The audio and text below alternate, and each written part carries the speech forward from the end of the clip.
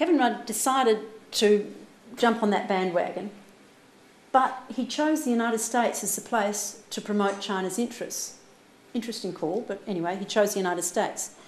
And I remember seeing him on a nationwide program in the US, and he promoted China's interests so much on that program that you could have sworn he was the Prime Minister of China and not Australia.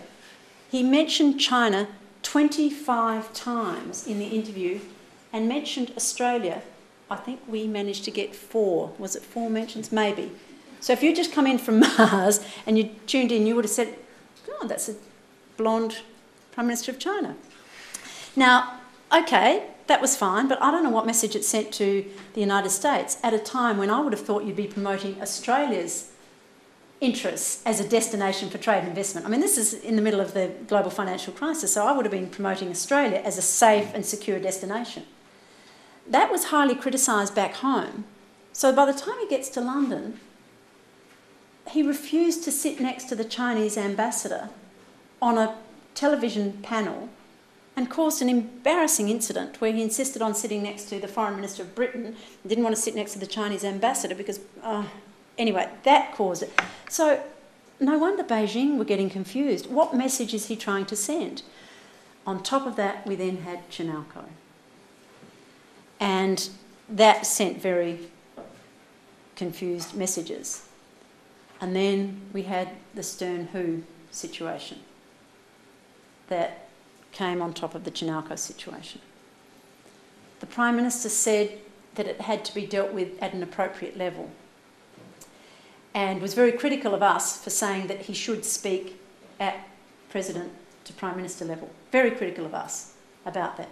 So what did he do?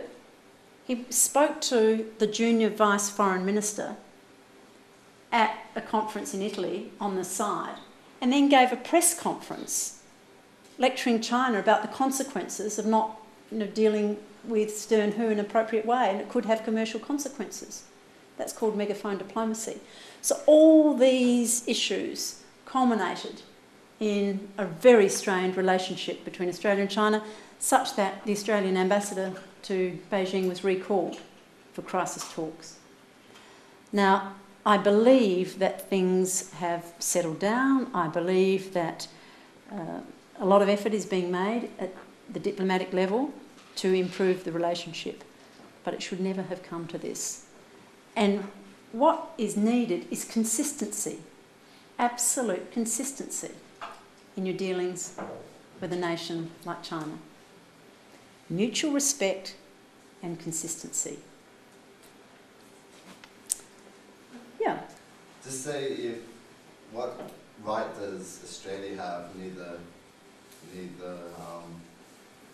Liberal or Labour have the right to dictate to China, particularly when we treat asylum seekers as terrorists after 9/11, particularly by the Howard government, and we do the same things as China does. So what right do we have when we probably actually started the whole thing hundreds of years ago with imperialism? So I think China's been around a little bit longer than Australia in that regard. But can I just first say I reject the assertion that the Howard government treated asylum seekers as terrorists. I reject that absolutely.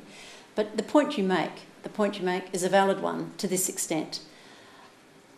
Different countries have an entirely different historical experience, and countries have to be very careful not to dictate to others.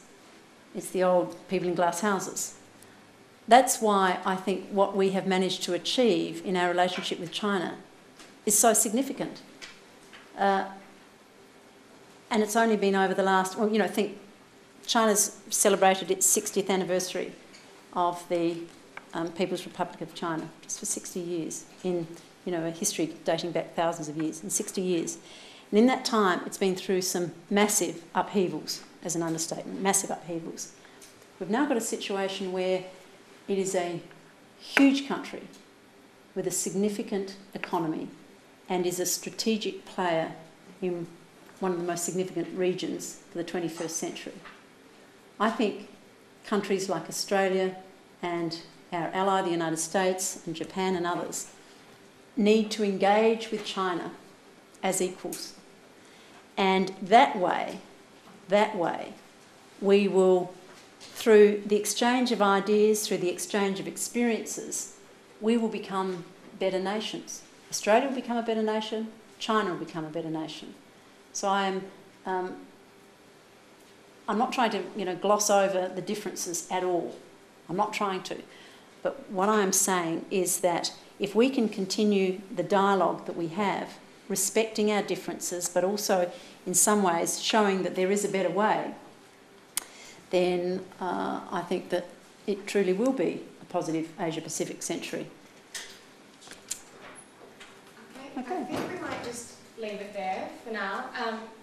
Julie, thank you very much for coming to ANU. This is on behalf of the ANU ACCIA chapter. We know you like chocolate. Somebody in your office leaked that information. Yes, thank you so much. Thank you very much. Can we all